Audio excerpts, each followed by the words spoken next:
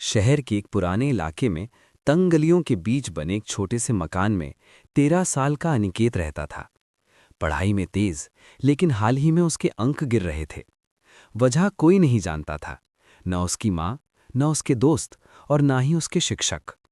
School की corridor में उसके शिक्षक शर्मा सर ने उसे देखा, कंधे झुके हुए, आंखों में थकान। अनिकेत, सब ठीक है? हाँ सर, उसने धीमी आवाज में कहा। बस नींद पूरी नहीं हुई। लेकिन सच कुछ और था। उसके पिता 2 साल पहले गुजर चुके थे। माँ कपड़ों की सिलाई करके घर चलाती थी। रात में अक्सर बिजली चली जाती और वो छोटे से लैंप की रोशनी में होमवर्क करता। चाहकर भी वो पूरी नींद नहीं ले पाता। शिकायत करने की उनकी हालत नहीं थी, इसलिए वो चुपचाप सब झेलता था।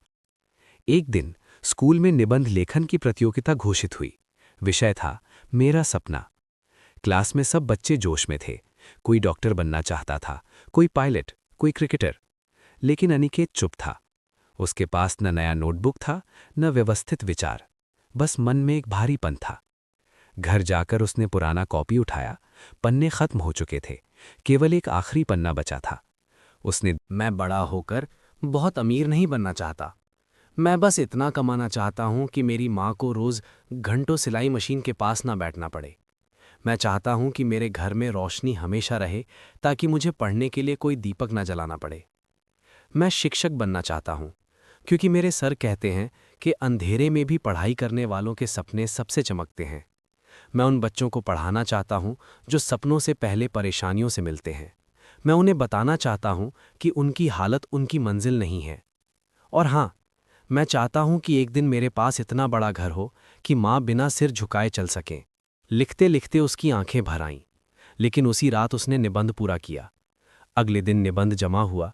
2 हफ्ते बाद रिजल्ट आने वाला था। इसी दौरान अनिकेत और ज्यादा चुप रहने लगा।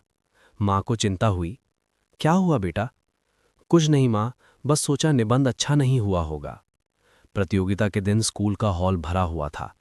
मंच पर प्रिंसिपल आए और बोले, इस बार हमें एक ऐसा निबंध मिला जो सिर्फ सपने नहीं, सच्चाई और संघर्ष को बयान करता है। अनिकेत के कान खड़े हो गए। पहला पुरस्कार जाता है अनिकेत कुमार को। सारी क्लास तालियां बजाने लगी, लेकिन अनिकेत कुर्सी से उठ ही नहीं पाया।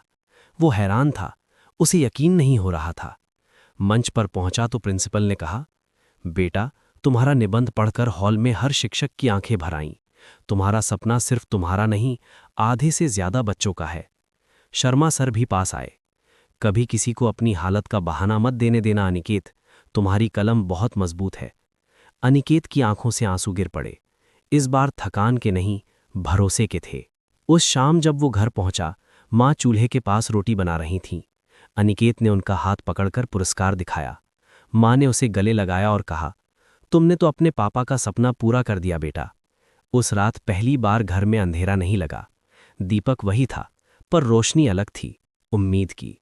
और अनिकेत ने चुपचाप वो आखिरी पन्ना जिस पर उसने अपना सपना लिखा था, माँ की सिलाई मशीन की दराज में रख दिया, ताकि वो हमेशा याद रहे कि गरीबी ने उसे रोका नहीं, बल्कि आगे बढ़ाया।